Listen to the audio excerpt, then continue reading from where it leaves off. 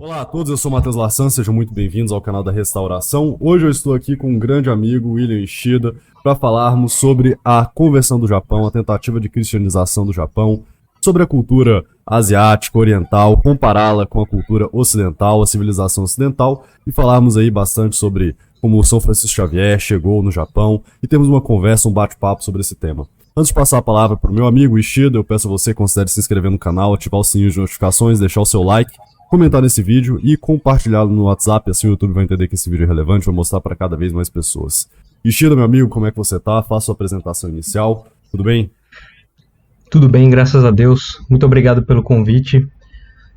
Olá a todos, meu nome é William Gomes Ishida, eu sou membro da Ação Restauracionista e ensino algumas línguas aos membros, ensino também canto gregoriano e, em especial, eu estudo um pouco sobre história, como eu sou descendente de japonês, então muito da história do Japão, tanto antiga quanto recente, e também de como o catolicismo foi transmitido ao Japão pelos jesuítas. Eu tenho um interesse enorme em estudo e tenho feito algumas anotações, conseguido alguns livros, e agradeço mais uma vez por estar aqui. Legal, maravilha. Então, Ishida, para a gente começar a falar sobre o tema da conversão do Japão, da tentativa de conversão do Japão, normalmente começa-se esse assunto com a chegada de São Francisco Xavier ao Japão, que é de fato o principal marco temporal que marca uma nova era na história cultural civilizacional do Japão. Mas para que faça sentido a chegada de São Francisco Xavier, é muito bom que se dê um contexto sobre as diferenças culturais entre o Japão com o restante do Ocidente, sobre as estruturas de poder, principalmente. Então, antes de falar sobre São Francisco Xavier, gostaria de pedir para você que falasse sobre o que é o imperador do Japão, o Shogun, e como eles se relacionam para a gente poder fazer uma comparação com o mundo ocidental. Pode ser? Perfeitamente. Então, para começar, o imperador, que continua até hoje, a linhagem dos imperadores do Japão continua até hoje, é um papel de muito simbolismo para os japoneses. O imperador é uma figura de Estado e é uma figura central nos cerimoniais dos japoneses. Para eles, a legitimidade do imperador é absoluta. Mas o imperador não tem poder sobre tudo. Durante algumas eras passadas no Japão, houve uma certa balança de poder, em que o poder pendia entre o imperador do Japão e o shogun, que é o chamado comandante militar. Então a primeira pergunta aqui é pergunta de leigo. Shogun e imperador não são a mesma coisa? Não são a mesma coisa. Shogun e imperador são diferentes. Certo. Apesar de se ouvir em algumas mídias, Shogun, imperador do Japão, ou... o Shogun, imperador do Japão, não é a mesma coisa. Né? Não é a mesma coisa. Existe uma certa diferença. Fazendo uma comparação bem grosseira, é como se... É tão errado quanto dizer que o primeiro-ministro, o presidente da nação, né, não é a mesma coisa. Entende? Exatamente. Entendi. Preciso. E, bom, durante algumas eras, houve a balança de poder no Japão, pendendo tanto para o lado do imperador, quanto para o lado do shogun. E talvez a era mais famosa, em que o Japão entrou assim, ao conhecimento das nações europeias, é na era após os portugueses aportarem no Japão. E que, nesse período, o líder do Japão era o Shogun, que era o comandante militar. E, bom, nesse período em especial... Só para dar um contexto histórico pessoal, a gente está falando da chegada dos portugueses, isso é mais ou menos 1550, 1600. Né? Isso, exatamente. É 1547, 43. 543. Certo. Perfeito. Então, como é que foi essa chegada? Chegaram primeiro os comerciantes portugueses, depois chegaram os jesuítas. Primeiro os portugueses chegaram na região sudoeste do Japão, que é chamada Kyushu, 9 províncias.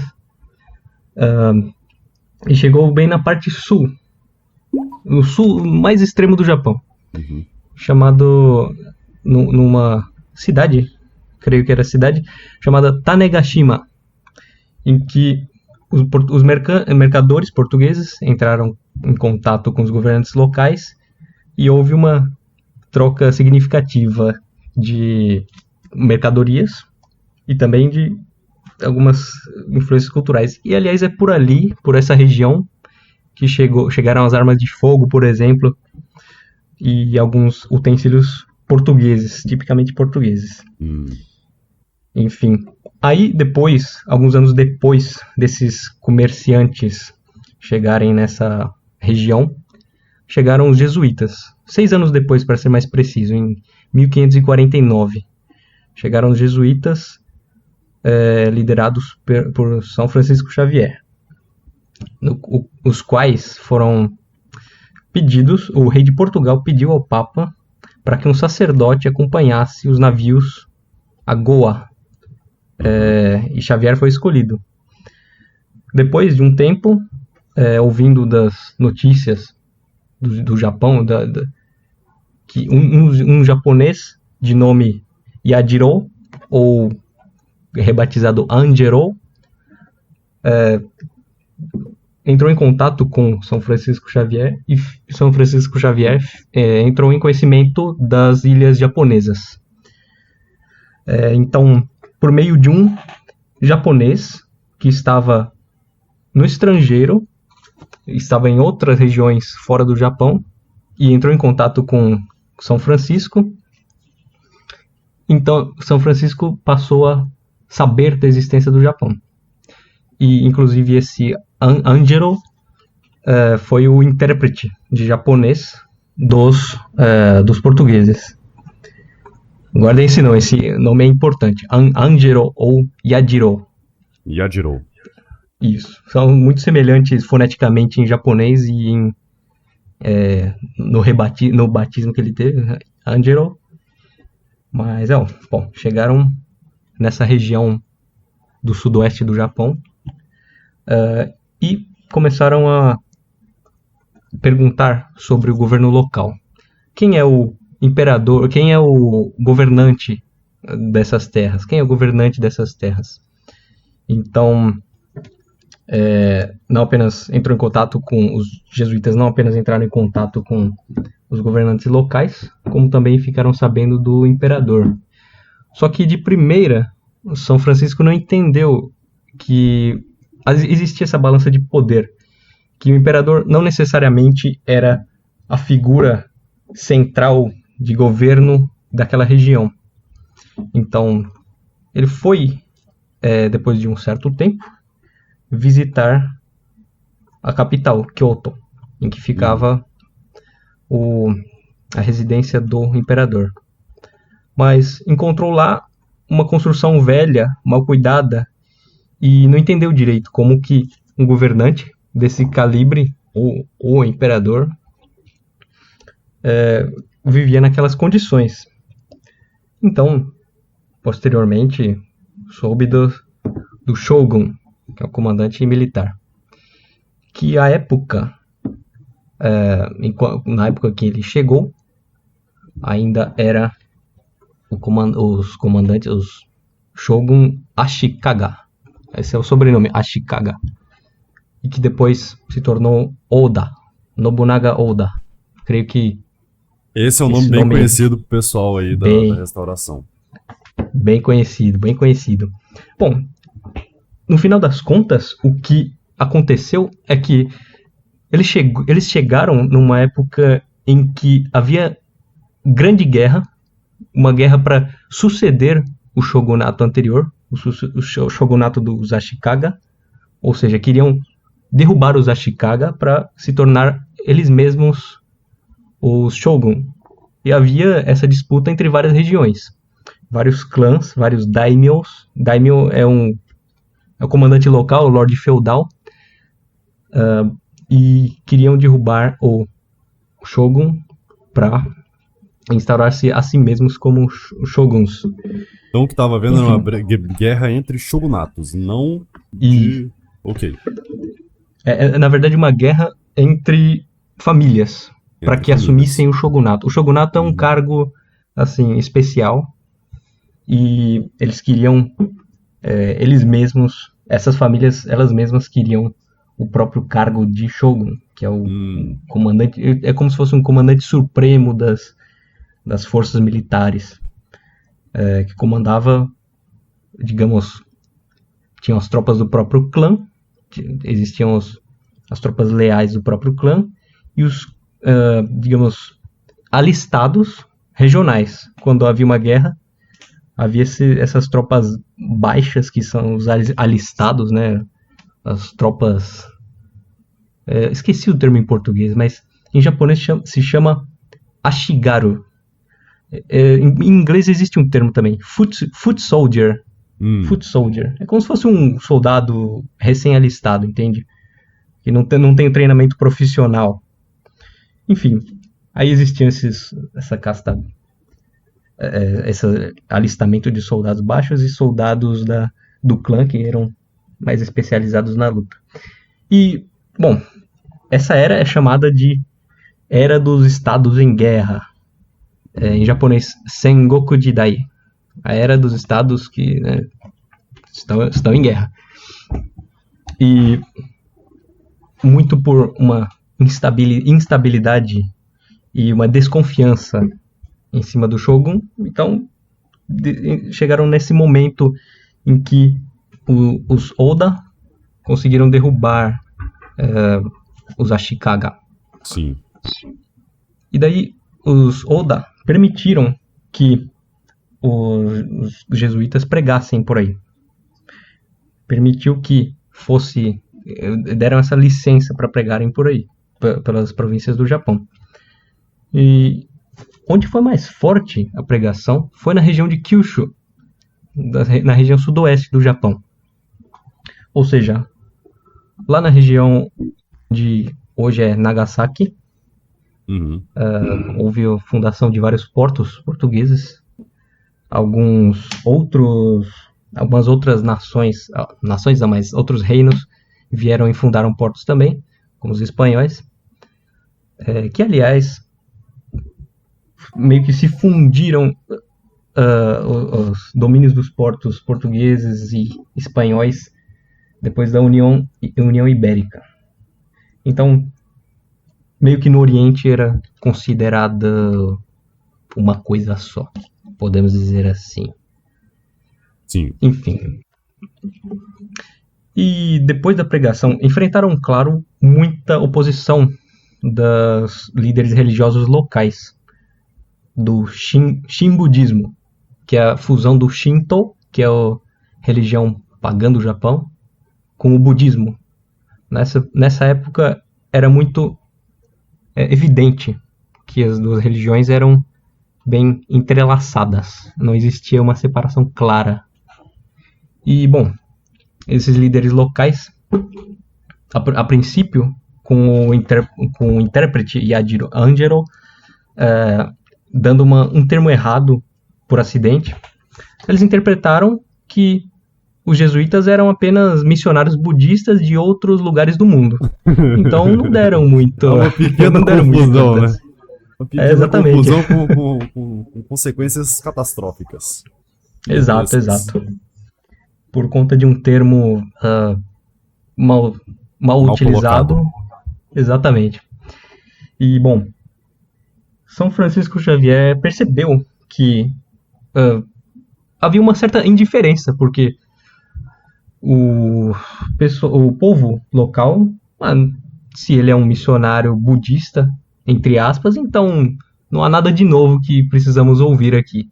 Eles já tinham sincretismo, já tinham a fusão do budismo com o Shinto, então, bom, não há nada de novo aqui. Enfim, assim que São Francisco Xavier percebeu esse erro, foi perguntar ao Angelo e descobriu que o termo utilizado era um pouquinho mais utilizado pelo budismo do que propriamente para significar que existe um Deus, apenas um ser divino e que está que é composto de 3 pessoas. Então, esse termo posteriormente foi corrigido e daí que se iniciou, assim que se iniciaram as controvérsias, os embates das religiões católica e Shin budista. Sim. Então, depois desse mal entendido, o catolicismo passou a sofrer sérios confrontos, não assim confrontos de violência, mas confrontos com a religião local. Então começou uma certa perseguição nessa época. Não uma perseguição, porque a perseguição começa quando os governantes decidem que os católicos não serão aceitos aqui. Mas os líderes das religiões locais, da religião local, que começam a se opor. Apenas isso por enquanto. E foi assim. Disputa de clero. Exatamente. Disputa de clero. Piadas à parte. Muito bom, muito bom. E, bom, São Francisco Xavier também notou que havia algumas semelhanças de alguns itens que o catolicismo usava. E achou isso um pouco estranho, já que e até fez um comentário falando que o demônio busca imitar as coisas do catolicismo para confundir as pessoas. Acho que uma das coisas mais famosas, mais evidentes desses itens budistas são o que pode se chamar de terço budista, que são várias contas amarradas numa corda e que se assemelham muito a um terço ou a um rosário. Mas são coisas diferentes, obviamente. E São Francisco Xavier... Depois eu até coloco uma foto nesse momento. Perfeito, perfeito. Em japonês se chama Juzu, ou Zuzu. Em indiano, sei lá, hindi, chama Japamala. Enfim, para quem quiser, para ficar curiosidade aí. Enfim, alguns itens eram muito parecidos com os do catolicismo, então notou-se que haveria claramente uma oposição maior do que se fosse apenas uma crença pagã naquela terra. Então, o trabalho dos jesuítas começa mesmo com a análise dessas semelhanças e, por fim, uma contradição, contra-argumentar contra essas afirmações budistas. Uma coisa que eu lembrei, Ishida, te interrompendo rapidamente, é que nos livros do Etienne Courbet, que inclusive estão disponíveis na nossa lojinha, ele fala que os templos budistas, na verdade, eram templos maniqueístas na época dos primeiros séculos, fundados pelos gnósticos maniqueístas, só que quando Santo Agostinho refutou o maniqueísmo, ficou feio se chamar de maniqueísta, então eles assumiram um novo nome, e é mais ou menos a partir daí que data a história do Buda, o budismo e tudo mais. Então, pode-se dizer, talvez, quem sabe, que essa rejeição ao catolicismo não é simplesmente a rejeição natural do paganismo, mas já influenciada por doutrinas intrinsecamente anticristãs, não é? Que o paganismo, enquanto não cristão, uma civilização não cristã, ele tem elementos que podem ser cristianizados, mas uma cultura que é fundamentada em doutrinas anticristãs aí é complicado. Muito bem lembrado, perfeitamente. Realmente, o budismo difere muito das crenças pagãs por ser, digamos, conter elementos que possam ser ditos cristãos, mas que são muito induzentes ao erro. Então,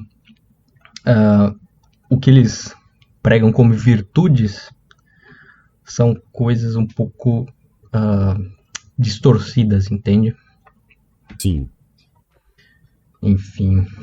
Não sei se tu quer se aprofundar nesse tema ou se quer voltar para a história, porque senão eu sei que essas comparações vão longe, né? Sim. Então vamos voltar para a história aqui.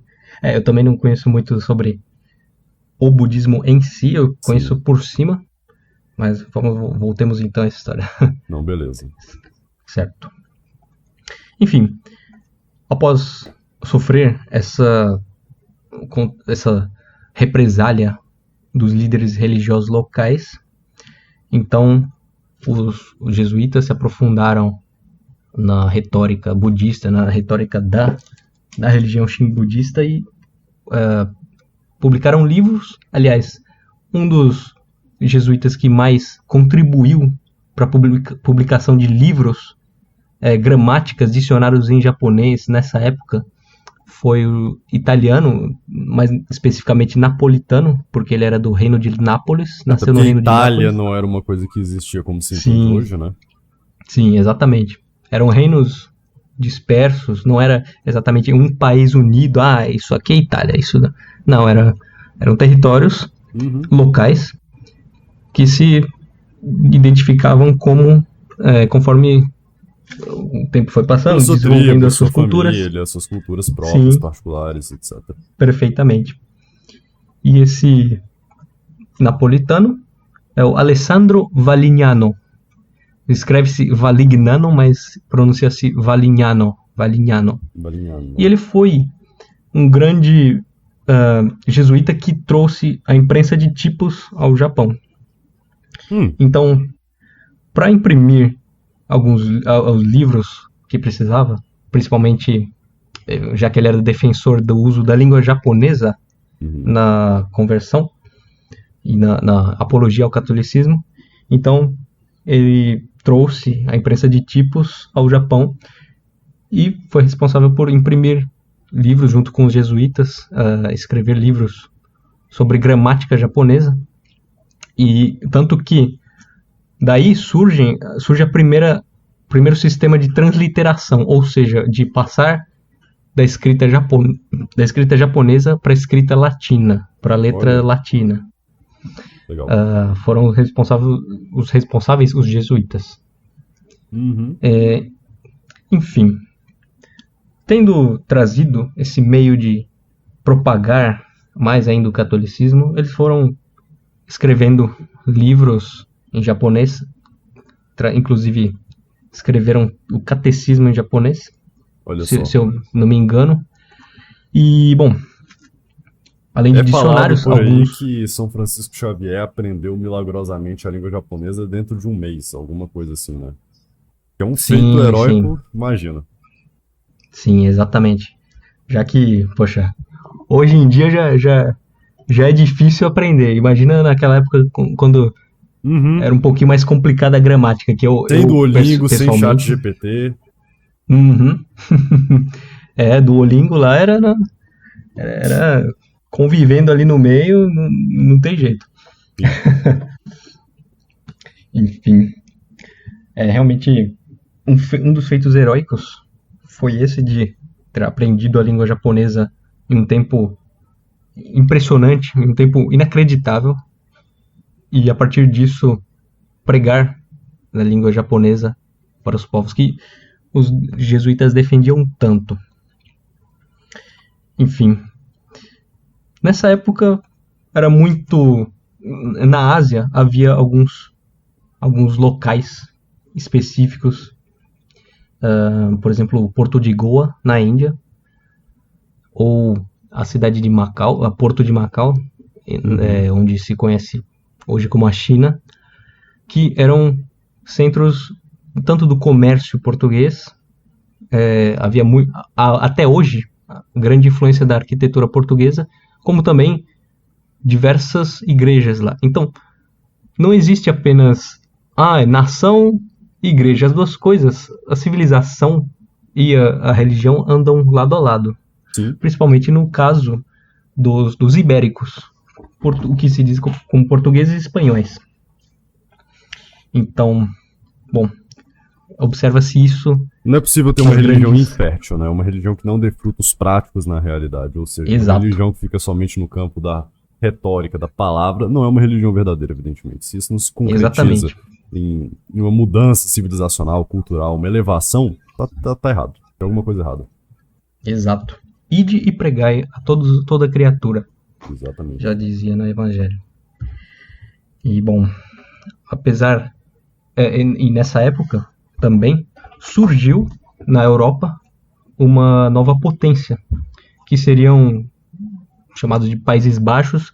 Holanda. Holanda Sim. é um termo mais palatável para o público em geral, e que, após adotar um governo republicano e também a religião protestante, eles iniciaram algumas disputas com Portugal, que foi conhecida como, se eu não me engano, a Guerra Luso-Holandesa, que foi na época de 1595, quando os portugueses já tinham aportado no Japão. Sim. E por que eu menciono os holandeses? Porque eles realmente têm um certo papel na conversão dos povos japoneses, no sentido de se opor. Olha que interessante. Pois é.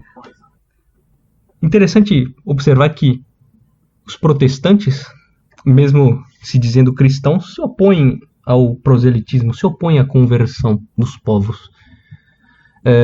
Enfim, com a ascensão dos Países Baixos, da Holanda, aconteceu uma guerra mesmo com Portugal, mesmo no período de União Ibérica. E daí, especialmente no período da União Ibérica, né? Porque, para dar o contexto, Isso. teve o período depois da morte de Dom Sebastião, que as coroas portuguesas e espanholas se reuniram debaixo da mesma coroa, na figura do rei Filipe II da Espanha, Filipe I de Portugal. E aí, a Holanda, que já era inimiga da Espanha, por questões políticas que não vem ao caso falar aqui agora, envolvendo religião, disputas religiosas, etc., também se torna inimiga de Portugal por tabela, porque Portugal se torna Espanha, logo é inimigo da Holanda. E aí, onde tinha português, de repente começou a se ter invasões holandesas, né? Tanto aqui no Brasil, a Guerra do Guararapes, Batalha do Guararapes, né? A Batalha da Luz Divina, no Japão, as invasões, e aí a coisa vai escalando Sim. mundo afora. Se torna uma guerra global, sim. se para pensar, né? Exatamente. Bem observado.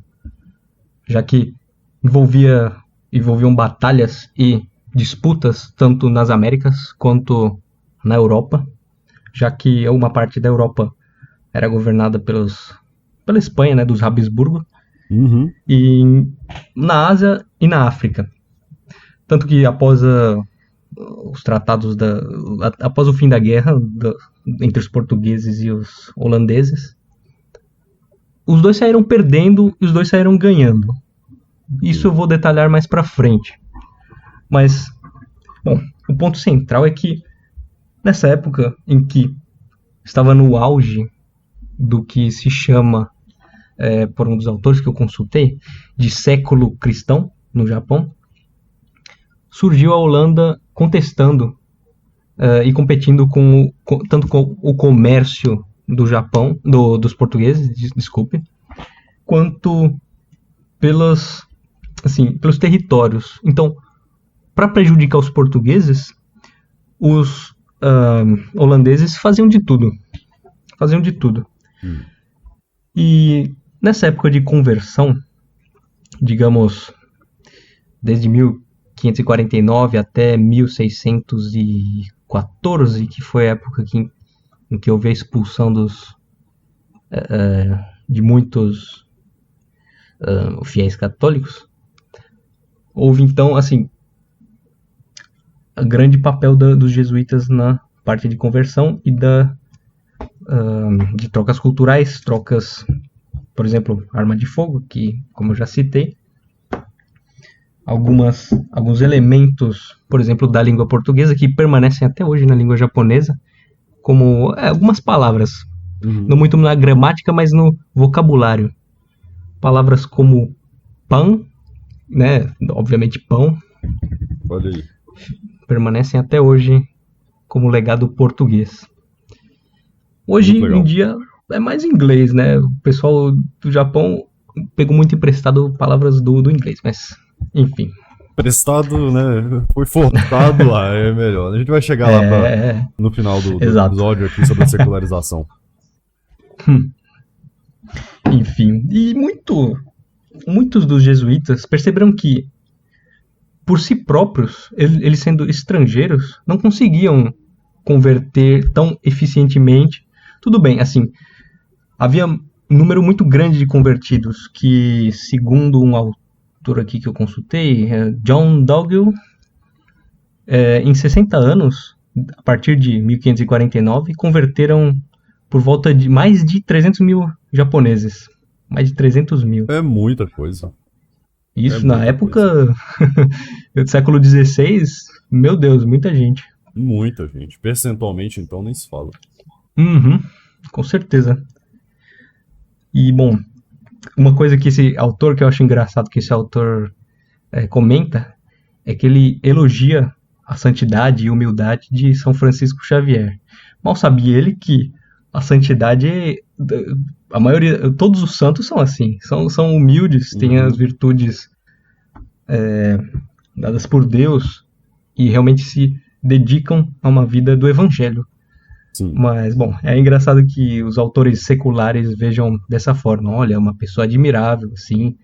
Mal sabia ele que assim, os santos são são admiráveis igualmente. Sim. Enfim. Bom, na Ásia havia alguns portos portugueses, certo? Goa, na Índia, na região da Índia. Tinha 14 igrejas e por volta de 20 mil convertidos, segundo o mesmo autor. Então, apesar de ser bastante gente na região da Índia, mesmo assim não chegou aos 300 mil do Japão. E, bom, a Índia, apesar de não ter tantos convertidos, foi uma plataforma, foi um porto central para difusão na Ásia do catolicismo. Até por uma questão logística, eu imagino, né? Porque ali o sul do continente africano, do sul do continente africano até Goa, na Índia, é possível se fazer numa viagem só e fazendo reabastecimento, ou seja, carregando suprimentos. Mas do cabo ali da Boa Esperança, no sul, no continente sul-africano, até, sei lá, Japão, não dá pra chegar numa viagem só, não. Vai faltar comida, falta água. Sim. Então, precisa desse ponto de apoio, né? Exatamente. E aqui, antes de continuar, Yoshida, é interessante ver o seguinte: como as duas coisas andam de mãos dadas. Tanto a expansão secular política de um império, no caso o Império Luso-Espanhol, o Império Ibérico, a União Ibérica, Portugal e Espanha, quanto da fé católica. Por quê? Por uma questão logística, material, não tem como mandar um missionário para o Japão se não tem como alimentar esse missionário, abastecê-lo, levar os suprimentos, o papel para escrever, os livros, a tipografia, ou seja, as duas coisas elas andam de mãos dadas. É necessário haver essa cooperação entre o braço secular e o braço eclesiástico para que as duas missões consigam ser atingidas com eficácia. Perfeitamente. Exatamente isso. Realmente não há separação entre o poder secular e o poder, questão religiosa. O catolicismo e os reinos, em especial os ibéricos, andam de mãos dadas. E andaram de mãos dadas para esse esforço no Oriente, que, apesar de ter dado muitos frutos, infelizmente foi interrompida pela questão que eu falarei em breve, só um momento. Sim. Então, para concluir o período antes da perseguição, então houve uma certa estratégia de adaptação aos costumes, de aprendizado da língua, impressão de livros, gramáticas e dicionários em especial, alguns livros católicos também, alguns livros como... eu creio que a Bíblia não foi traduzida para o japonês nessa época, eu não tenho certeza, eu precisaria verificar. Mas, bom, trouxeram diversas contribuições dos ibéricos, em especial de Portugal, até o Oriente, o Extremo Oriente, que é o Japão.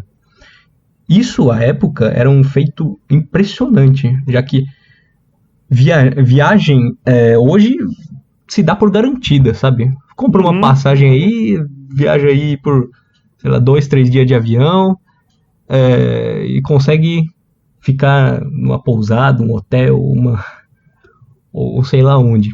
Mas naquela época era muito mais difícil, já que se navegava, viu? Eram locais, era por mar, enfrentando correntes, tempestades, Só coisas para as pessoas terem desconhecidas. ideia, do Rio de Janeiro até Lisboa, em 1800 e tralalá, ou seja, depois que já estava muito bem estabelecido como funcionava a navegação marítima, as correntes fluviais, ou seja, depois de já se dominar, levavam 8 semanas para ir do Rio de Janeiro até Lisboa, passando por benfeitorias, pontos de reabastecimento, na Bahia, na Ilha da Madeira, enfim, em vários locais. 8 semanas. Agora, em 1500, que não se tinha um mapeamento completo da região e tudo, imagina quantos meses que não levava para chegar de Lisboa, de Madrid até o Japão. Perfeitamente. Realmente, o nível de, digamos, pioneirismo que os portugueses empreenderam foi algo impressionante. Estrondoso. Não vou dizer revolucionário, porque todo mundo sabe como, né, nós pensamos sobre os revolucionários, mas Sim. foi algo que quebrou o que se conhecia antes. Quebrou o que se conhecia antes como navegação, como guerra, até porque os portugueses foram responsáveis pela caravela. Uhum. E conseguiram dominar os mares muito mais eficientemente com essa invenção. E, bom, chegaram até o Japão, veja só, por meio de diversos territórios diferentes. Sim. Passando pela África, pelo reino do Congo, que é hoje conhecido como Angola, por Moçambique, diversos portos estabeleceu também. Goa, na região sul da China, Guangdong. E Macau. enfim chegou Macau também. E enfim chegou o Japão. Bom, chegando a essa conclusão de que os missionários estrangeiros não fariam um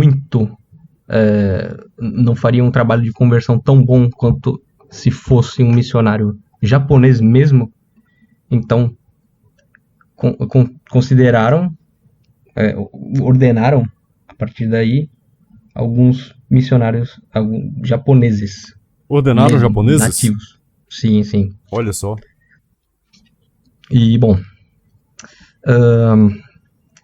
vejamos o que mais. Antes de fechar-se os portos, a guerra foi vencida. O período da Guerra do Japão foi vencida. O período dos estados em guerra foi vencido pelos Oda. E depois, pelo seu sucessor, Toyotomi Hideyoshi, que creio que algumas pessoas conhecem. Foi seu sucessor, mas chegou um certo momento em que Hideyoshi decidiu, na verdade, proibir as pregações dos jesuítas. Foi por volta do fim do século XVI. Ainda não tinha chegado a época de fechar os portos ou de perseguição propriamente dita. Enfim. Uhum. A partir daí, houve ainda uma última disputa entre os Tokugawa e os Toyotomi. Então, mesmo os Toyotomi proibindo a propagação do catolicismo, eles enfrentaram um inimigo que era mais virulento, que eram os Tokugawa. Não pelo motivo da religião católica, ou para defender os portugueses, mas porque pela disputa interna para conseguir o cargo do shogunato, para manter o cargo do shogunato. Uhum. E, bom, eu creio que uma batalha que foi decisiva nessa guerra para que os Tokugawa ganhassem foi a batalha de Sekigahara, que foi a batalha, digamos, a maior batalha desse período no Japão. Foi uma batalha decisiva e que envolveu vários clãs do norte ao sul. E Tokugawa saíram vitoriosos. Creio que algumas pessoas já ouviram esse nome, Tokugawa, que são os últimos shoguns do Japão, ou seja, os últimos comandantes militares de facto. E após a vitória, viram que que os jesuítas conseguiram o feito de converter até mesmo alguns senhores feudais, alguns daimyos. Então, isso se tornou um problema, porque a religião católica passou a ser sinônimo de instabilidade, porque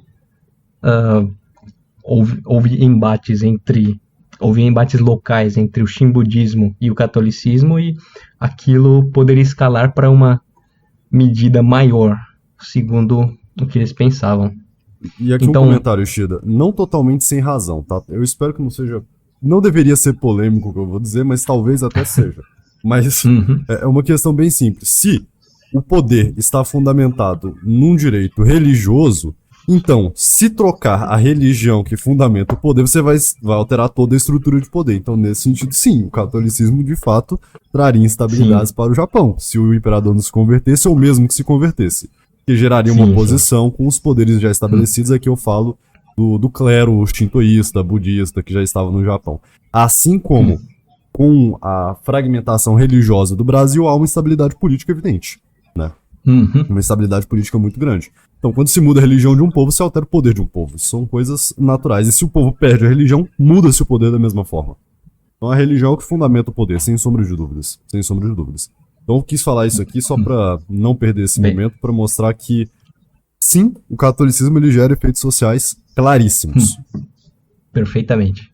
Eu acabei esquecendo de mencionar isso. Realmente, se há uma, digamos, ameaça na visão dos Tokugawa que poderia retirá-los do poder por conta da religião, isso claramente seria inevitável se crescesse da forma que estava crescendo. Então ele se viu ameaçado e decidiu aos poucos proibir primeiro a propagação, depois a expulsão, depois decretou que ou vocês juram lealdade ao Shogun ou vão morrer. Daí as coisas foram escalando. Perceberam que os lords feudais realmente estavam se opondo claramente ao shinbudismo, que é, digamos, a base da religião japonesa. Sim. Claro, é a religião japonesa, mas é a base do poder, dos poderes japoneses antes dos jesuítas chegarem. Então, realmente eles se sentiram obrigados a fazer isso. E, bom, após esse século cristão, após esse período de embate e estabelecimento dos jesuítas, houve então um certo descontentamento depois que os Tokugawa venceram e se tornaram shogun e mudaram a capital de Kyoto para Tóquio. Tóquio hoje se chama Tóquio, mas na época se chamava Edo, por isso que se chama Edo, período Edo. Aí de Edo mudou-se o nome para Tóquio. Enfim, é uma pequena curiosidade, creio que. Enfim. A partir daí, a partir dessa vitória, dessa mudança de poder, então passou-se, a partir do início do século XVII, a proibir-se a propagação do catolicismo e perseguirem os católicos. Especialmente, Perdão, as coisas foram... A partir de que data? Vejamos. Aproximadamente? Sim, então.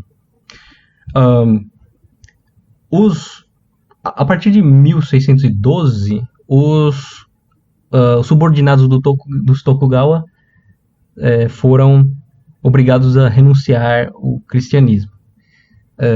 Aí, mais um pouco para frente, 1614, 2 anos depois, houve proibição total e perseguição. Que, aliás, morreram mais de 4.000 pessoas, 4.000 católicos pela própria fé. Daí, escalando um pouco mais, em 1622, houve uma execução de 120 missionários e convertidos, e, por fim, terminou na proibição total na expulsão dos jesuítas. Desculpa, acabei esquecendo uma data. 1624, expulsão dos jesuítas. 1629, execução de milhares de cristãos. Milhares. E que, aliás, o autor que eu citei antes, John Doggill, cita que essa perseguição foi mais virulenta do que a de Roma, superando em virulência e crueldade a de Roma. Quase extinguiu a igreja no Japão. Hoje em dia se fala tranquilamente que depois da perseguição romana, o país que mais entregou mártires para a igreja foi o Japão. Perfeitamente, exatamente. Mataram quase todo mundo, né? Quase todo mundo. Ou renunciava, pisando na imagem de Nossa Senhora e do Menino Jesus, ou era morto. Não tinha outra. Sim. Alguns foram, antes desse período de perseguição mais virulenta, foram expulsos. Como um nome interessante, que é o Ukon Takayama.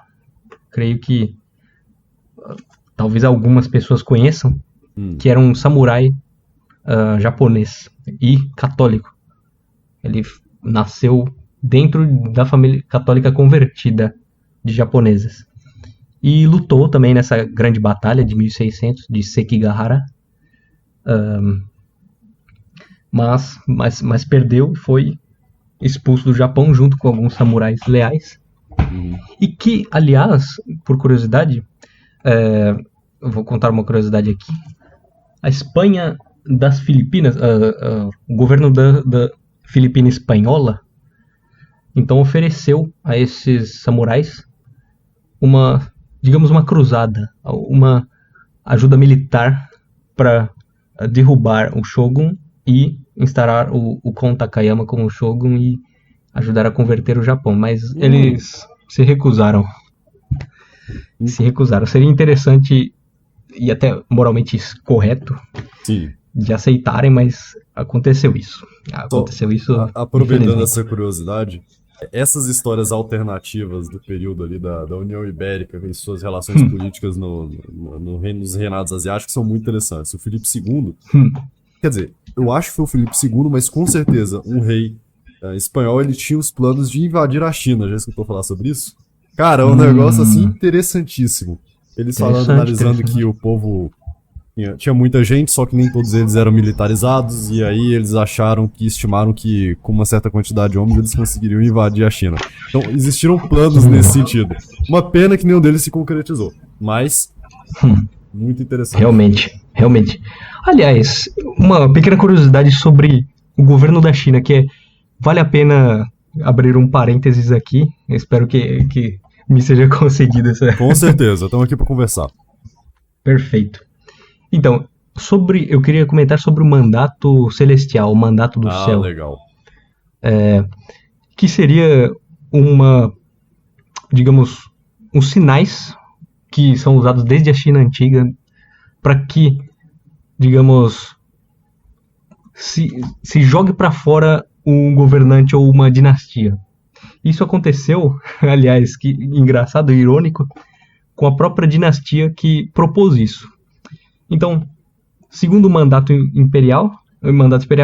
celestial, existem sinais que, entre aspas, os deuses dão, os deuses, no caso, pagãos chineses, dão, que seriam desastres naturais, colheitas ruins, instabilidade, tirania, para que o governante seja retirado, para que seja descartada é engraçado, mas seja retirada uma dinastia de lá e se consolide outra. E, inclusive, talvez utilizando esse pretexto, os espanhóis podiam utilizar disso para se tornarem os imperadores da China. E seria legítimo, teria legitimidade. Enfim. Pelo próprio ponto de vista chinês. Exato, pelo próprio ponto de vista chinês. E daí aconteceu, creio que com todas ou quase todas as dinastias chinesas, inclusive com os mongóis, que não eram chineses, reivindicaram esse mandato celestial e foram aceitos como governantes da China por um certo tempo. Século XIV, que é o grande período de expansão dos mongóis. Enfim. Mas esse parênteses eu creio que é interessante para explicar um pouco das diferenças dos reinos ocidentais, reinos e impérios ocidentais. Sim, legal. Como, por exemplo, Sacro Império, né? Isso. Sacro Império, os reinos português, espanhol, enfim. Voltando rapidamente ao ponto. Então, depois de haver uma proibição na propagação do catolicismo, e também alguns foram mortos por não quererem renunciar da fé.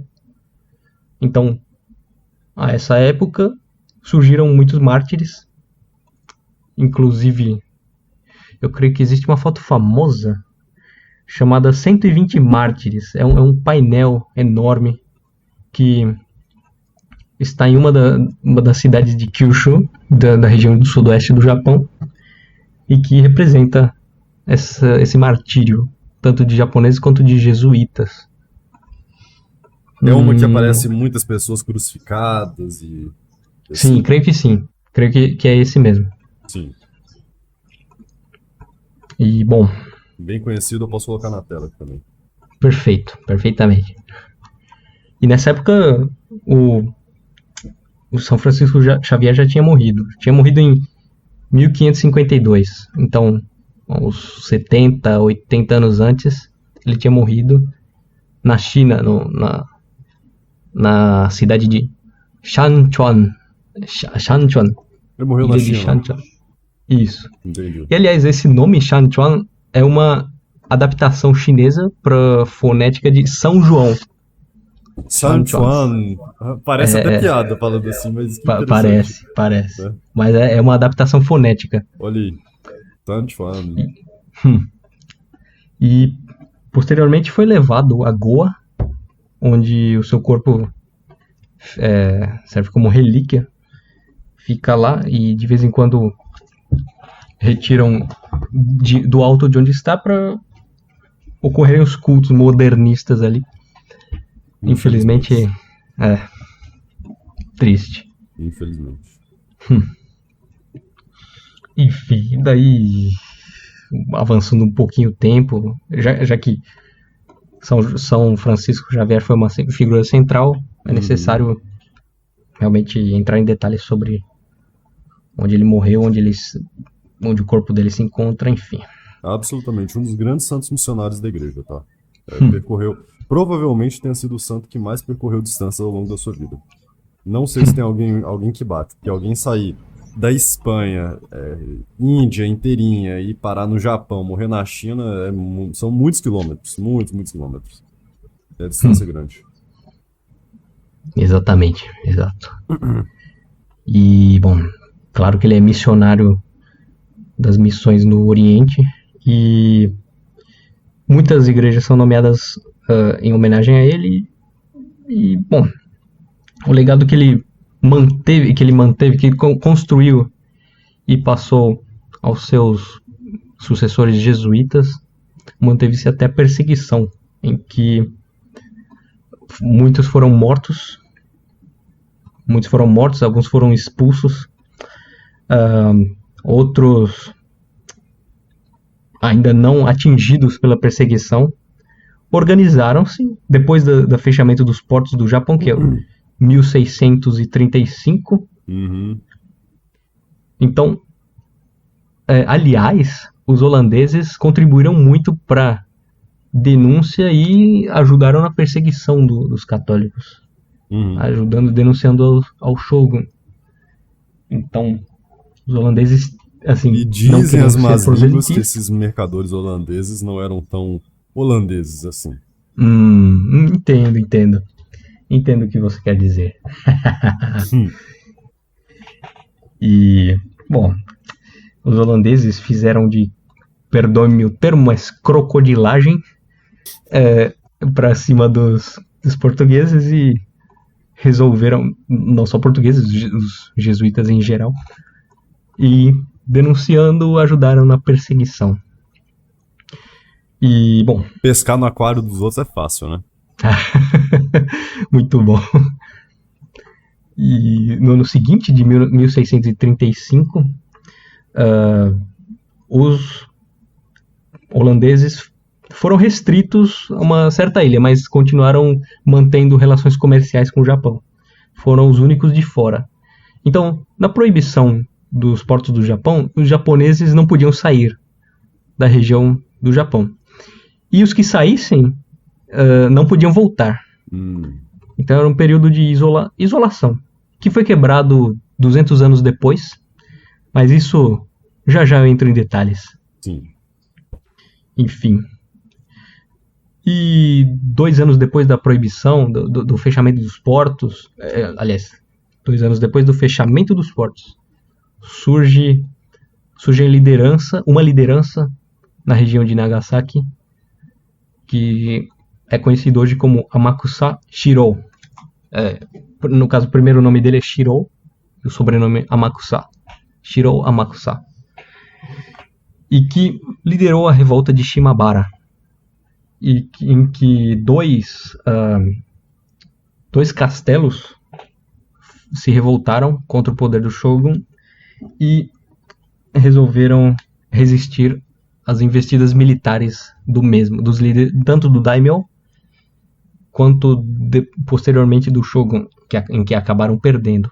No início eles venceram, já que eram alistados os moradores locais e que o suprimento da região era, digamos, abundante. Conseguiram resistir até 1638, de 1637 a 1638. Então, 1 ano e alguns meses conseguiram sobreviver, resistir contra o Shogun. E que, por si só, este assunto da rebelião de Shimabara é um assunto tão complexo que existem muitos detalhes e coisas interessantíssimas sobre, que talvez numa pesquisa futura eu consiga trazer com mais detalhes, com mais, digamos, fatos interessantes e fatos significativos para o catolicismo. E é um ponto fundamental, tá? Um ponto fundamental de virada, porque é a partir daí que o Japão ele vai se fechar, é a partir daí que o catolicismo no Japão ele entra em declínio, não porque a fé das pessoas esfriou, mas porque mataram todo mundo. Então, os principais pontos de perseguição e um dos grandes momentos de martírio na história dos últimos 500 anos da igreja. Então vale totalmente a pena ser aprofundado esse assunto. E se você puder, Ishida, falar novamente aqui, para reforçar o ponto, sobre quais foram as causas que levaram as pessoas à revolta de Shimabara, será muito, muito útil dessa vez, tá? Perfeitamente. Então, a um primeiro momento, como católicos, eles foram cobrados deles, do pessoal da região, do povo da região, impostos muito altos. E que chegaram a digamos, não devastar a terra, mas sobrava muito pouco para a produção local. Então, cobrando esses impostos altíssimos era uma forma do shogunato de punir os católicos que lá residiam. Isso depois do fechamento dos portos. E, bom, conforme foram se acumulando tanto os impostos, quanto a perseguição, quanto alguns jesuítas que também participaram da rebelião reuniram-se nesse local e, motivados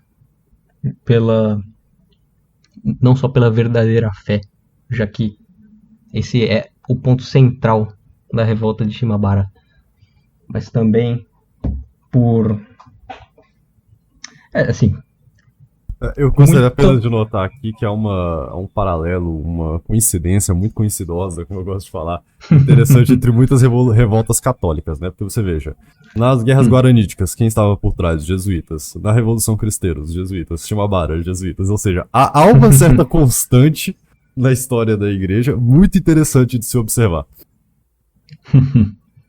Os jesuítas, nessa época, vou deixar claro, deixar muito específico que nessa época foram responsáveis por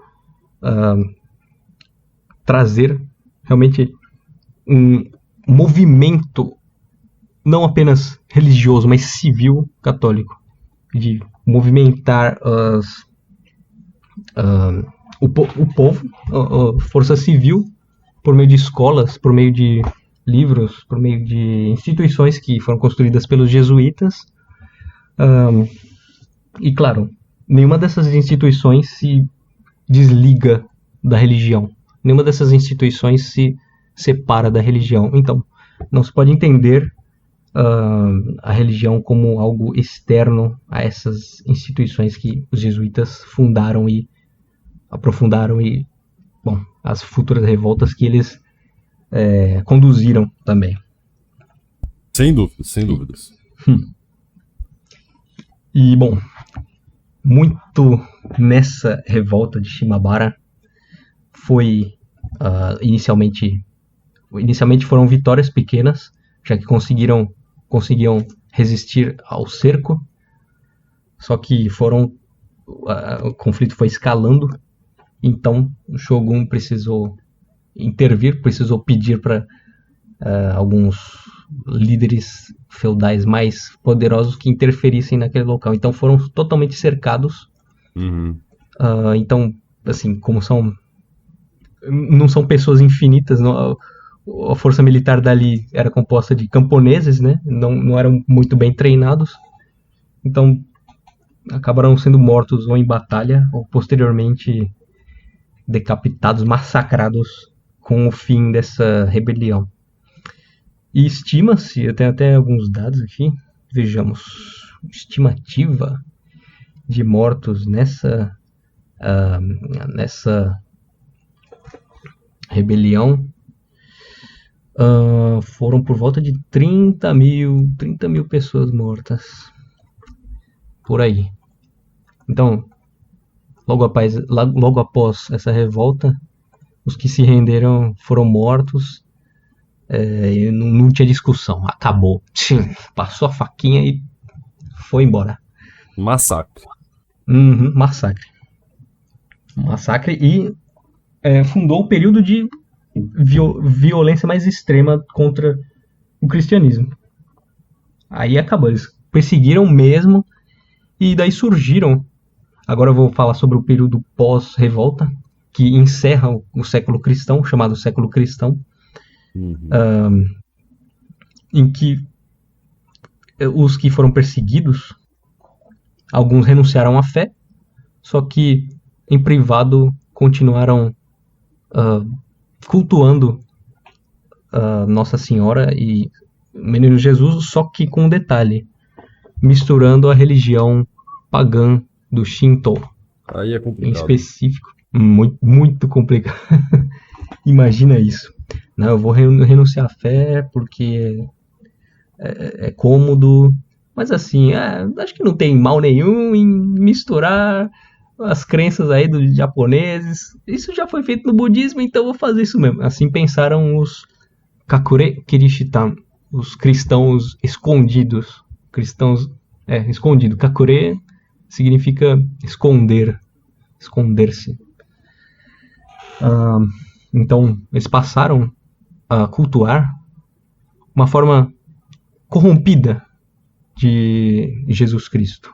E de Nossa Senhora, que chamavam que aliás era entre aspas, um deus do Shinto, chamado Kannon, uma deusa do Shinto, Kannon. Então, a partir disso, assimilaram essa prática do culto a Kannon com a Nossa Senhora. E é interessante observar isso também se me permite abrir um parênteses, Claro. com os africanos escravizados do Brasil, que utilizavam um sincretismo religioso para que eles pudessem praticar o paganismo africano, entende? Uhum. Ou seja, nomeiam alguns santos como as divindades pagãs africanas. Pode-se fazer esse paralelo entre os cristãos escondidos e esses africanos escravizados. Uhum. E, bom... Talvez um paralelo às avessas, né? Porque no primeiro Isso, caso... às avessas, porque um foi o cristianismo se escondendo, o outro foi o paganismo africano se escondendo. E foi bom, a inculturação de elementos não cristãos numa base cristã, enquanto no caso dos africanos foi o inverso, né? Abraçaram elementos cristãos para uma base africana. Isso. Exatamente. E daí, bom, no período que se passou, não houve, que eu saiba assim, grandes revoltas de inspiração católica. Acho que não houve revolta, isso me falta verificar, mas... Presumo-se que não teve, até porque metade não, 90% morreu, 10% estava escondido, então... Sim. E, bom, nesses séculos que se passaram, desde o fechamento dos portos e derrota da revolta, até a abertura dos portos, no século XIX, ficaram mais ou menos dessa forma, estabilizados, com a religião dos Kakure-Kirishtan, dos cristãos escondidos, como um sincretismo como uma fusão entre o catolicismo e o Shinto, e passou-se assim os séculos, passou-se assim, dois séculos dessa maneira, até que observou-se, né, os que juraram fidelidade ao Shogun acabaram por se revoltar, por ver que, conforme as coisas andavam, o Império Britânico se expandindo, o Império Americano se expandindo também. Foram os americanos, no caso estadunidenses, né? Porque americano somos todos nós, quer né? dizer Eles são coisa da América. Exatamente. Sim, são estadunidenses. América é um continente, não é restrita a um país que pretensamente se diz, nós somos América, beleza? É nada. Não. Mas aí os estadunidenses foram bater a porta. E aí, com canhões, não foram bater, foram explodir a costa. E aí o Shogun se viu forçado a abrir os portos de novo. Quem diria, né? Não, agora... Não, eu tenho poder de fechar os portos, olha, eu sou absoluto. E 200 anos depois, eles foram obrigados a abrir economicamente. É o livre comércio na base da bala, é a diplomacia anglo-americana no seu ápice. Ou você é livre para comerciar comigo. Então, ou me entregue seus produtos, aceite os meus produtos, ou então morra. Né? O plumbo ou plata, ou chumbo ou prata. Exatamente. É a diplomacia do Pablo Escobar, né? É plata exatamente. ou plumbo. Exatamente isso. Muito bom mesmo. Esse assunto da abertura dos portos ele é interessante porque parece que ele é universal, ou seja, nesse sentido os estadunidenses são democráticos mesmos. No Ocidente e no Oriente é a abertura de comércio na base da bala, livre comércio ou morte. Então nós temos estudado isso aqui na Bacia do Prata. O Mitre, depois da Guerra do Paraguai, ele fala que grande vitória para o livre comércio, o extermínio dos povos guaranis, que agora o livre comércio entrou no Paraguai, esse novo tempo. No Japão a mesma coisa, é uma maravilha, né? O livre comércio é uma delícia. Bom, né, nesse período de... Bom, deixa eu checar aqui rapidamente.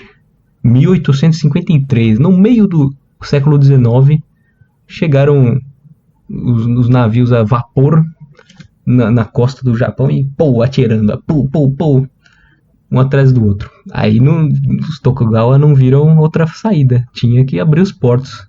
Foi a mesma época que o Dom Manuel de Rosas estava sofrendo bloqueio anglo-francês aqui na América do Sul e estava começando a abertura dos comércios na base da bala. Foi uma diplomacia universal essa daí.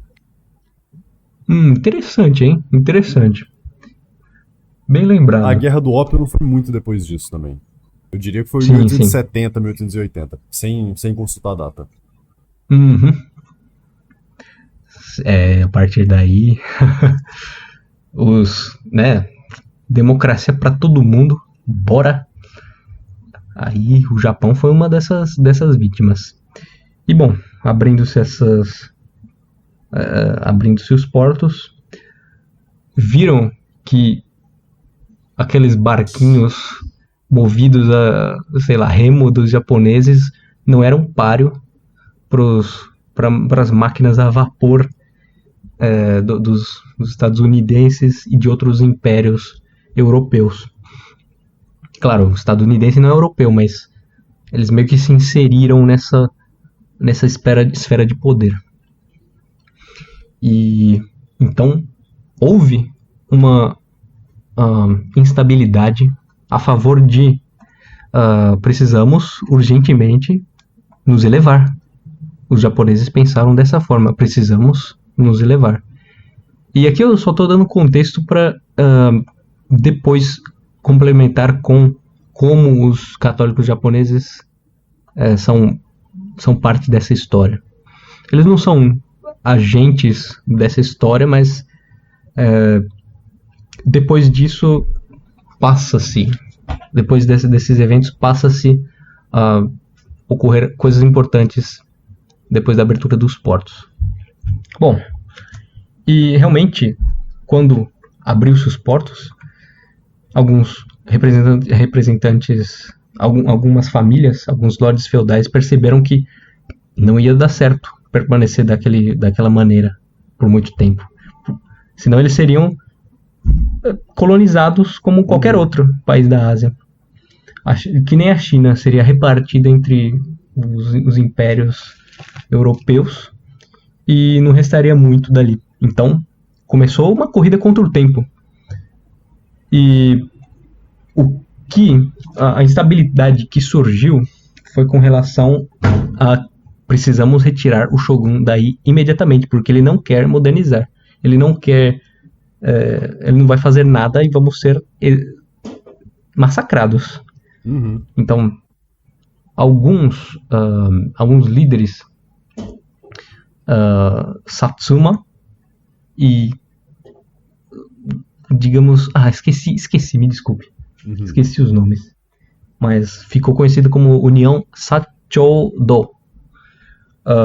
Uma união que visava elevar o imperador de novo à posição de poder. E daí começaram a planejar e surgiu então a Guerra Civil do Japão. A Guerra Boshin. Restauração do... Opa, desculpa. A Guerra Civil do Japão, em que, lutaram as forças do Shogun e as forças leais a ele contra os senhores feudais que queriam modernização do Japão. Então, o imperador embarcou nessa e foram as tropas marchando para a capital Edo, que depois seria nomeada Tóquio, para retirar os Tokugawa de lá. E no fim das contas, em 2 anos, demorou um tempinho, um ano e meio, eles foram retirados. Os Tokugawa perderam a guerra.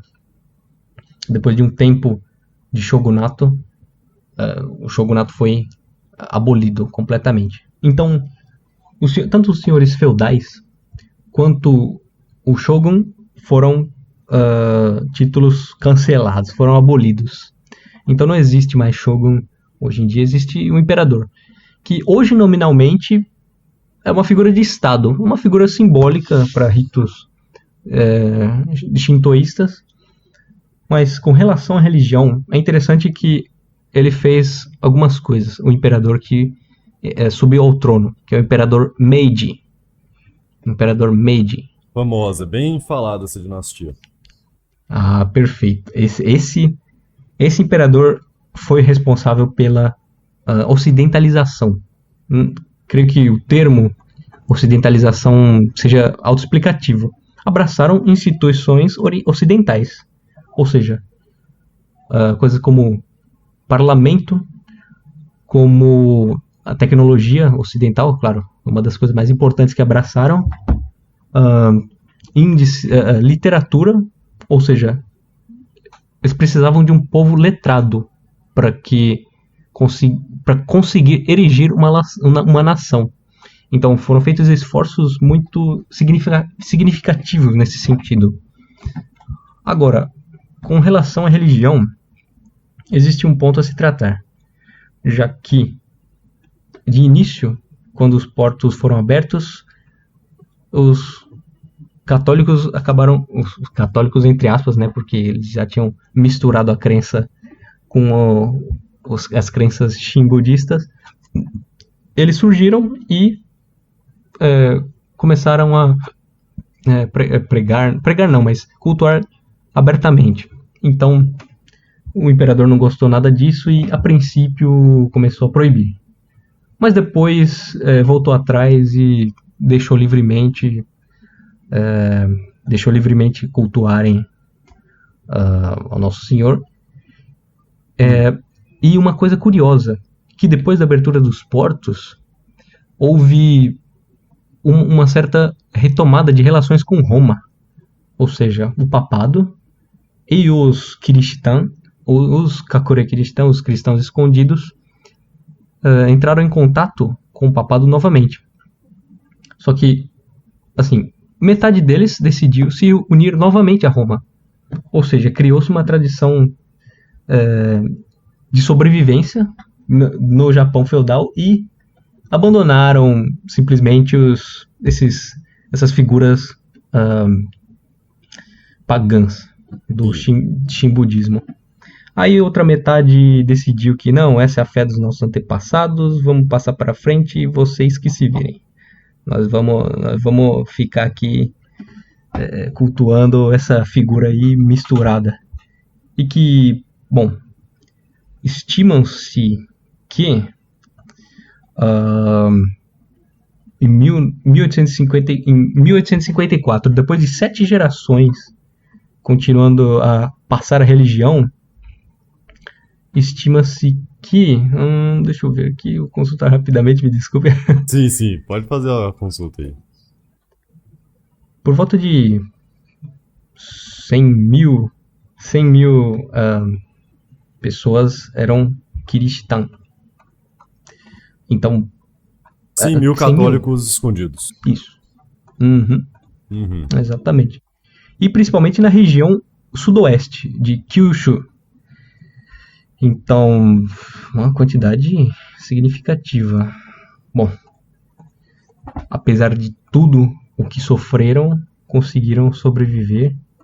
E os que se reuniram de volta a Roma obtiveram de novo alguns sacerdotes, acesso aos sacramentos, por meio da perseverança, né? Uma das lições que eu creio que mais bonitas seja boa de aprender. Enfim. E conforme o tempo foi passando, o imperador permitiu que cultuassem. Já em 1940, isso, por volta de 120 mil católicos existiam no Japão. Daí esse número diminuiu em 1946 para 108 mil, segundo uma fonte aqui, Joseph G. Spey. Depois eu passo pro Matheus se ele precisar. Beleza, colocar a fonte. Acho que não é necessário. Então, pode ser, tá certo. Perfeito. Bom, aí já em 63 já havia 308 mil japoneses.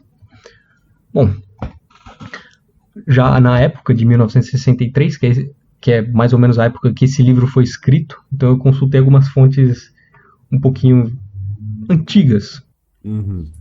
Já seria 64, 63, já seria pós-Vaticano II ou pré-Vaticano II? Acho que seria pré, né? 62, 63? E isso. É precisamente durante, né? Entendi. Então, esse estudo, creio que foi significativo para congelar, para ver como a quantidade dos católicos no período se organizava. Então, eram por volta de 308 mil. E nessa época já, 63, o autor diz que no Japão, todos os bispos já eram japoneses. E que isso indica a maturidade da religião no país.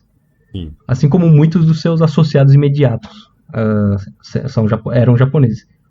Sinal notável de maturidade da igreja no país. Então, já em 63,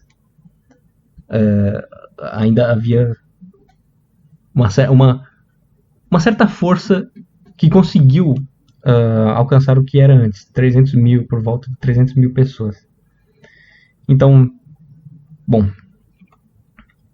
daí, entrando em mais detalhes, depois do Vaticano II,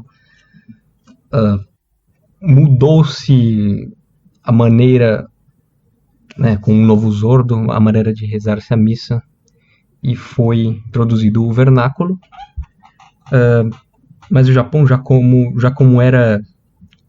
é um país de influências pagãs e orientalistas, budistas, acabou não crescendo muito em número de fiéis japoneses e continua assim até hoje. Enfim. Entendi. Aí pelos dias de hoje, o que é mais forte de catolicismo no Japão? Claro que existem as dioceses modernistas nas principais cidades, mas está mais concentrado em Kyushu, na região sudoeste, que é a região historicamente associada ao catolicismo no Japão. E é claro, houve outras denominações, protestantismo, os ortodoxos, entre aspas. Os ortodoxos, entre aspas, chegaram depois da abertura dos portos, mas os protestantes, né, desde a época dos holandeses. Enfim, mas o que foi mais significativo mesmo foram os católicos. E até hoje, creio que são, já que os protestantes são fragmentados, a ortodoxia, entre aspas, só tem ganhado força nos tempos recentes, mas mesmo assim não são tão influentes assim, não. Entendi. Você imagina que bagunça, né? O Japão ter religião ortodoxa, budista, shintoísta, protestante, tá maluco. Sim. É muita... O povo japonês, até aqueles que querem até assistir entrevistas, algumas entrevistas eles dizem, olha, não apenas pela quantidade de denominações, entre aspas, cristã, porque só existe uma denominação, Exatamente. que é a romana. E aí, o resto é tudo mentira. Sim. E por falta de uma força de, eu diria, pregação, força de conversão no Japão, já que os modernistas claramente não gostam de proselitismo, então eles ficam muito na dúvida. Não existe uma apologia católica propriamente dita para conversão dos japoneses católicos, dos japoneses. Os japoneses até querem, mas ficam indecididos, e além disso, né, tem alguns pontos que eles não concordam com o cristianismo. Eu não posso mais cultuar os ancestrais, não sei o quê. Entre outras questões específicas do povo japonês. Entendi. Então essas dificuldades na cristianização, na conversão do povo. Perfeito. Isso mesmo. E bom, talvez para finalizar, uma conclusão assim de como tratar toda essa história do Japão, toda essa história do catolicismo, seria o seguinte: talvez primeiro meditar sobre a falta de certos agentes em momentos de crise. Olha, teve um momento de crise aqui, perseguição, não sei o que, eu tenho medo, eu vou me esconder. Então, exatamente nesses tempos que se deve tomar uma atitude, rezar a Deus para que Deus dê uma fortaleza, Deus dê virtudes para que a pessoa desenvolva maneiras de contrapor aquela crise. Porque não é só ficar sentado ou em pé rezando e tudo mais. É também agir, é também pedir virtudes para que se possa agir em tempos de crise. Porque os tempos de crise não vão embora sozinhos. Não é, eu vou cruzar os braços porque aí a crise vai embora, não tem problema. Não, isso não existe. Tô fazendo minha parte e rezando aqui, não sei o que. Rezar é obrigação. Sim. É o mínimo que se faz. Agora, também agir, tomar essa atitude por si mesmos, como foi feito na revolta de Shimabara, é uma lição que deve ser dada, porque não só participaram os samurais convertidos lá, o povo convertido, participaram também jesuítas, participaram também camponeses, que apesar de alguns terem dúvidas com relação à fé, nossa, por que eu estou sofrendo tanto pela fé, não sei o quê, se permaneceram no caminho correto e até o fim com a fé e com o sacramento do batismo, já que por 200 anos o que houve foi só batismo, de sacramento, batismo e casamento, apenas. Então, talvez essa seja uma lição para nós sedevacantistas, que em momentos de falta de sacramentos, não é ficar chorando, meu Deus, eu não tenho sacramento, o que eu vou fazer sem sacramentos? Um povo inteiro de cristãos que se esconderam conseguiram se santificar apenas com batismo e com casamento. É claro, só isso basta? Não, é claro que a lei da igreja diz que caso haja necessidade e oportunidade, deve-se ir atrás. Sim. Mas, claro, tomando-se todas as medidas cuidadas para não se envolver com sacerdotes adúlteros, totalmente... É claro que é uma comparação mais ou menos assim, Ishida. Fazer uma refeição 2 vezes por semana. Eu acho que dá pra sobreviver muitos e muitos anos fazendo uma refeição 2 vezes por semana, mas é claro que não vai ter o mesmo vigor, é claro que não vai ter a mesma força, não vai ter expansão, isso é evidente. Ninguém tá dizendo que é a mesma coisa. Dá pra sobreviver sem, agora tem que haver uma ação em busca de uma mudança. Não pode ficar simplesmente ali rezando o texto de Santa Teresinha e esperar que vai mudar tudo. Não vai. Não é assim que as coisas funcionam, né? E é principalmente nos momentos de crise, de dificuldade, que a fortaleza se faz mais necessário. Porque quando tá tudo bem, não é tão difícil ser forte, confiante. Não é? É justamente quando as coisas não estão bem que exige-se um grau de heroísmo maior, que exige-se um grau de sacrifício, que exige-se luta, esforço, fortaleza. Essa é a lição que temos que aprender aí do povo japonês, sem sombra de dúvida. Exatamente. Que bom eu espero que o nosso público entenda bem, já que não é só o pessoal do sedevacantismo ali perto do Mateus Larsson. Assim, em geral, nós já passamos por essa crise há muitos anos. Então, houve grupos sedevacantistas antes que creio que passaram pela mesma coisa, de falta de sacramentos. Alguns chegaram à conclusão de que o entre aspas, papa da época não era papa. Então, desde aquela época do pós João 23. Creio que quem mais foi escandalizador foi o Paulo VI na época, então Sim, a Paulo partir VI de foi o Paulo que VI que... mais... Foi o que escancarou o que é. Sim, perfeitamente. Shido, então a gente falou aqui sobre os problemas que a tentativa de evangelização do Japão sofreu, a perseguição sobre a dinastia Meiji, a abertura dos portos, e aí caminhando um pouco mais, eu acho que a gente pode falar agora dos efeitos da secularização, da americanização do Japão. Um comentário que eu tô guardando aqui desde o início dessa nossa conversa é que durante, 3.000, 5.000 anos de religião pagã, mistura shintoísmo, gnosticismo, não tem problema, o Japão a trancos e barrancos conseguiu ser alguma coisa.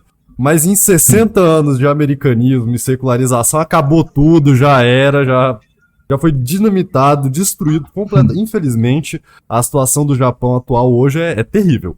Aqui as notícias que nós temos vistas pela internet, pelo Twitter, que tem chegado aí pelas redes sociais pra gente, é que está havendo protestos de japoneses contra a imigração de indianos, imigração de povos das mais diversas culturas, ou seja, acabando mesmo com o Japão.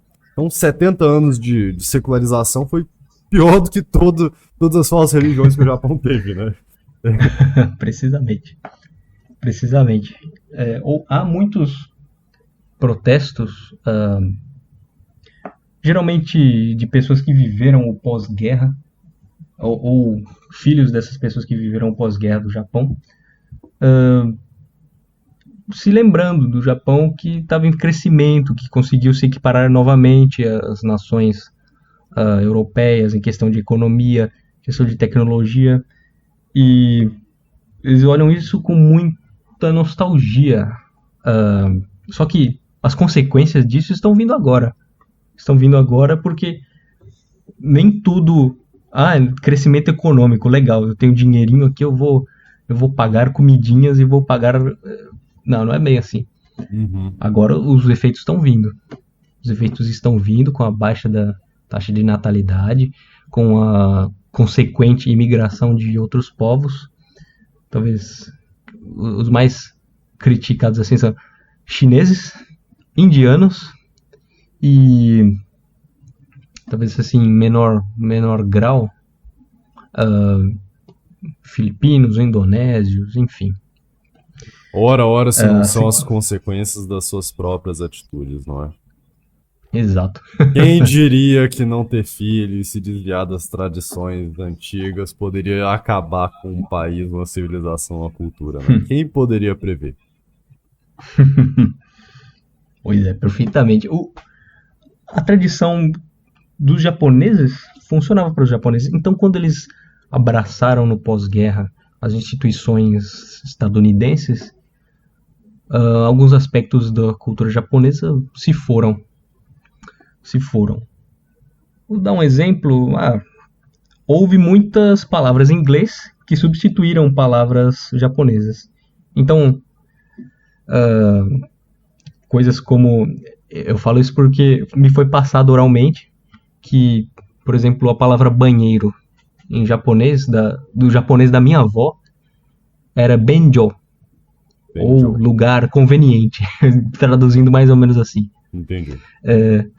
E aí hoje foi a palavra toire, que vem do toilet, ou toilette ou do francês ou do inglês. Uhum. Acho que é mais do inglês, toilet. Mas, enfim, todas essas consequências estão sendo vistas hoje. A recessão econômica, já que desde os anos 90, eu creio, desde o período da era Heisei, que é a era do imperador anterior, houve uma estagnação econômica. Então, a economia dos anos 90, em questão de PIB, produção, é a mesma desde os anos 90 até hoje. Uhum. E está se vendo até agora as consequências disso. Aumento dos preços, insatisfação popular. E para remediar essas coisas estão sendo feitas muitas outras coisas que vão prejudicar o Japão como um todo. Sim. Que coisa espantosa, como um pequeno ato de queimar o incenso pro estadunidense faz um estrago a longo prazo.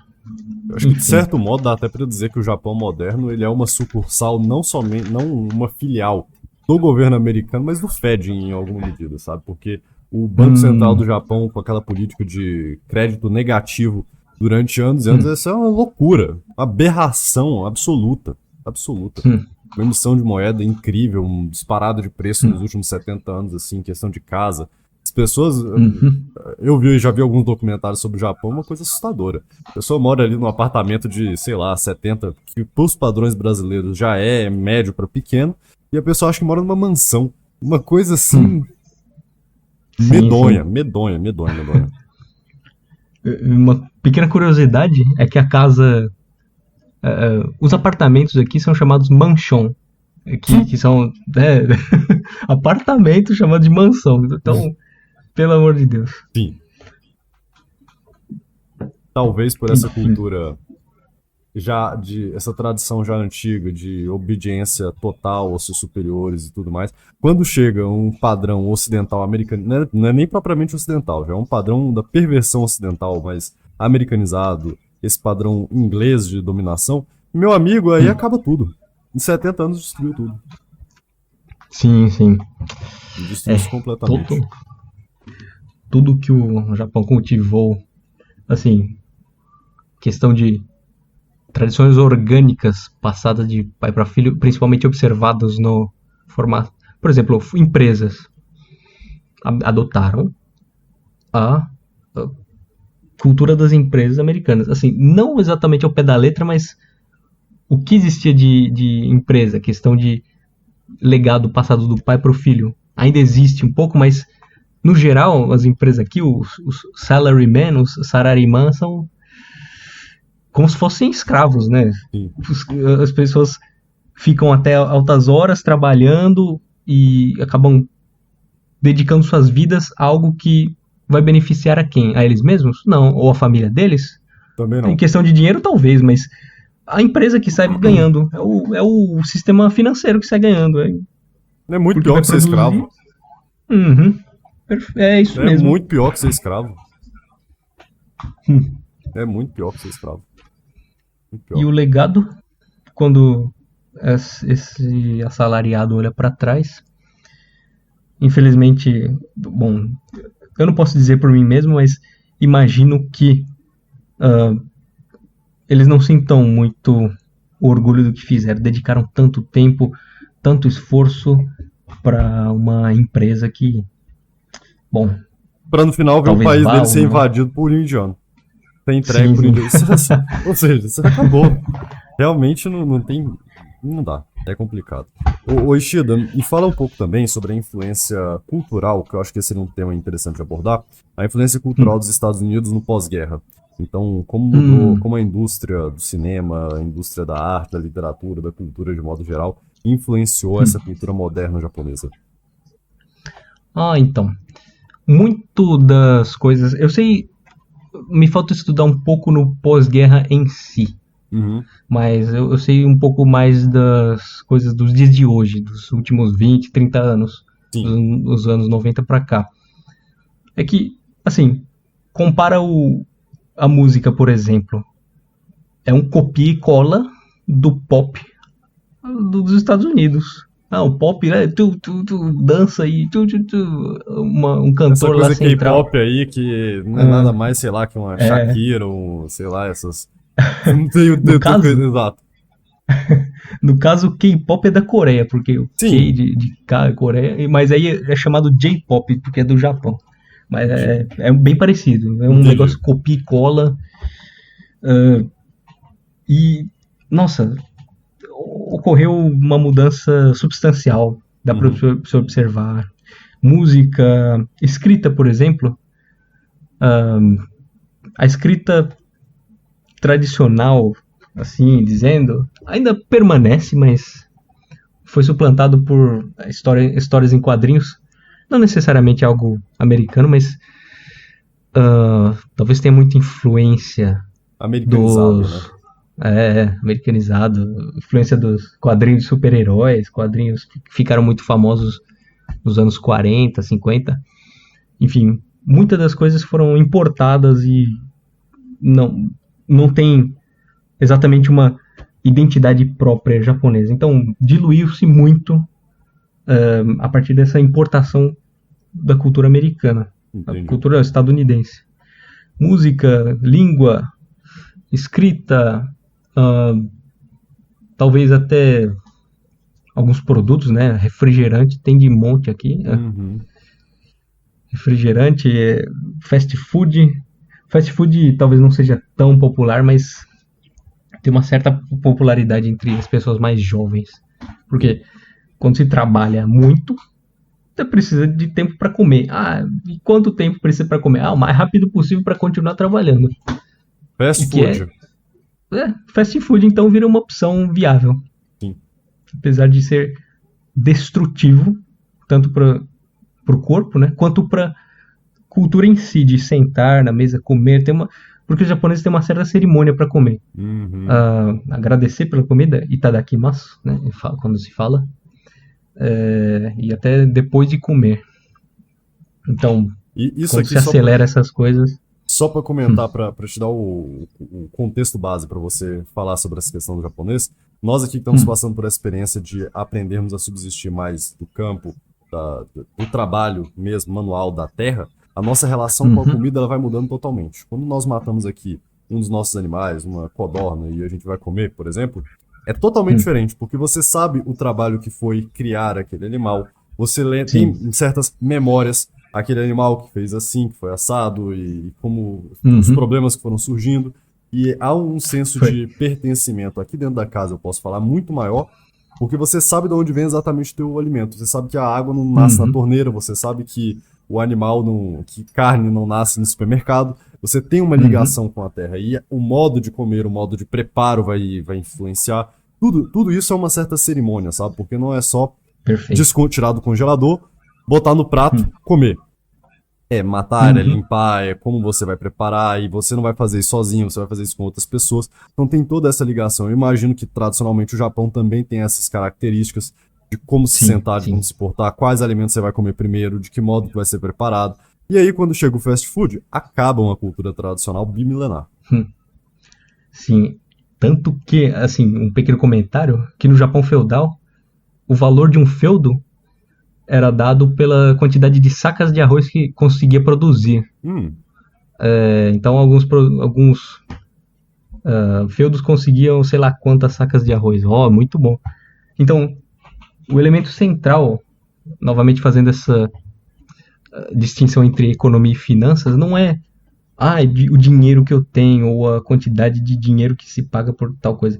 Não, é a quantidade econômica, é a quantidade de bens que aquilo gera.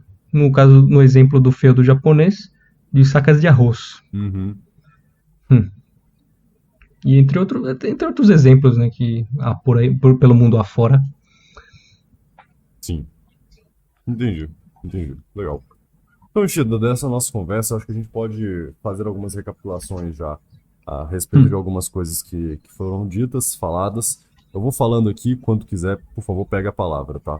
Mas que sempre houve uma dificuldade em converter o Japão, principalmente porque o japonês não vem de uma cultura 100% pagã ou propriamente pagã, mas já está misturada com elementos neoplatônicos, gnósticos e anticristãos. E aí mistura-se com uma cultura, com uma diferença cultural absurda, que é o mundo oriental do mundo ocidental, somado a isso, há uma dificuldade intrínseca na conversão desses povos. Somado com a influência de culturas e religiões entre aspas, ocidentais concorrentes à religião católica, que foram levando a mudanças políticas que atrapalharam e muito a conversão do Japão. Principalmente por causa dos mercadores holandeses, que em boa parte não eram nem tão holandeses assim, não é? Mas que vieram a atrapalhar o Japão.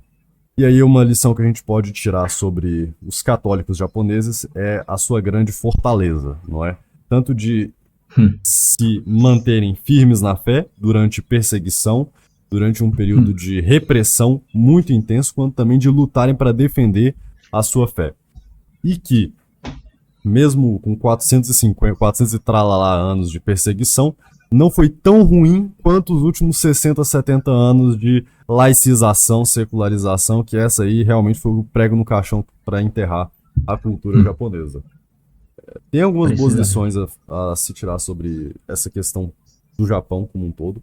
Eu acho que vale a pena a gente pensar em fazer algumas aulas mais aprofundadas, alguns materiais de estudo e apresentação para o povo brasileiro, hispânico também, a respeito da questão do Japão, porque o Japão poderia ter se integrado muito mais à cultura ibérica e só não aconteceu por elementos que não foram tão próprios assim do povo japonês e sim de outras influências que, bem, são complicadas.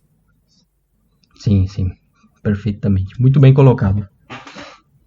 Maravilha. E gostaria de só acrescentar um pouquinho mais de que, bom, isso no geral, a questão tanto do Japão feudal quanto no Japão moderno, servem de duas lições que nós sedevacantistas tomamos como algo importante, que seria a questão da religião e a questão contra o liberalismo, contra o sistema liberal que está à nossa volta. Respectivamente do Japão feudal e do Japão moderno de hoje.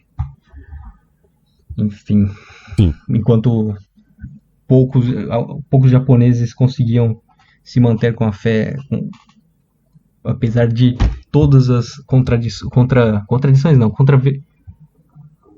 como se diria, contra toda a perseguição, conseguiram toda a repressão. Se manter, contra toda a repressão, exatamente. Conseguiram se manter firmes e quando tiveram a chance de se reunir com Roma, então o fizeram, pelo menos metade deles. E, bom, no Japão moderno, veja as suas consequências de abraçar a secularização, a separação, a dedicação ao dinheiro, Nossa, a lista longa, muito longa. Mas eu não quero me delongar aqui, então passo a palavra. Maravilha.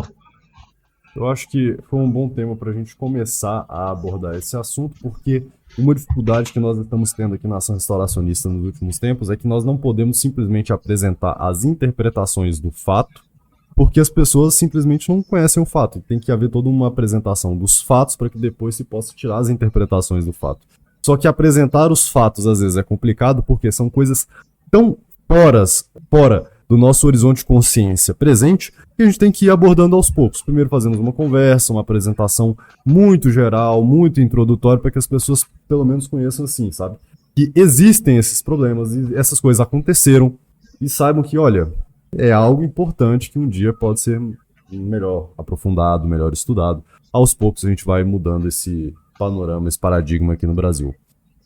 Então eu quero agradecer imensamente o Ishida por essa conversa. Deu um panorama excelente.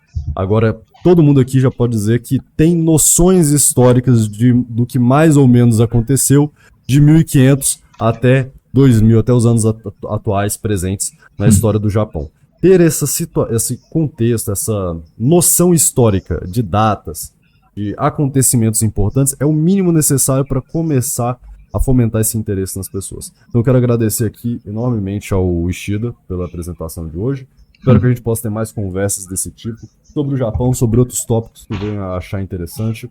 E também te convido aí para fazer alguma aula aí para a gente estudar melhor essa questão do catolicismo no Japão. Quem sabe uma aula sobre a revolta de Shimabara, sobre Shogunato, seria bastante interessante, viu, Ishida? Eu agradeço e passo a palavra para tu fazer tuas considerações finais.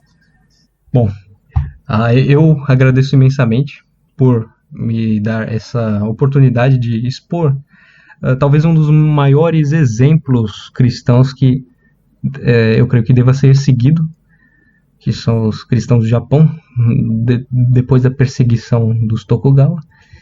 E, bom, eu aceito o convite para, em ocasiões futuras, conseguir fazer uma pesquisa mais completa, mais detalhada e que exponha realmente o que ocorreu em Shimabara, seus acontecimentos principais, as consequências que houve, e também, já que tem um certo nível de aprofundamento que é muito interessante estudar. Algumas figuras que participaram, alguns símbolos que foram utilizados, e, bom, a influência que houve na região, a influência que causou na região e no futuro do Japão. Mas, no mais, eu agradeço e estou disponível no futuro para futuras Aulas, consultas e convites. Conversas. Com Maravilha. certeza. Maravilha. Agradeço muito e fogo no mundo. Fogo no mundo. Meus amigos, para encerrar aqui o episódio de hoje, eu agradeço de novo o Ishida. Peço a você que considere se inscrever no canal, ativar o sininho de notificações, deixar o seu like, compartilhar esse vídeo com os amigos. Tenho certeza que muita gente vai achar interessante essa conversa sobre o Japão. E, no mais, é isso. Muito obrigado a todos. Só Cristo é Rei, fogo no mundo, não vai ter Halimã. Tchau, tchau, pessoal.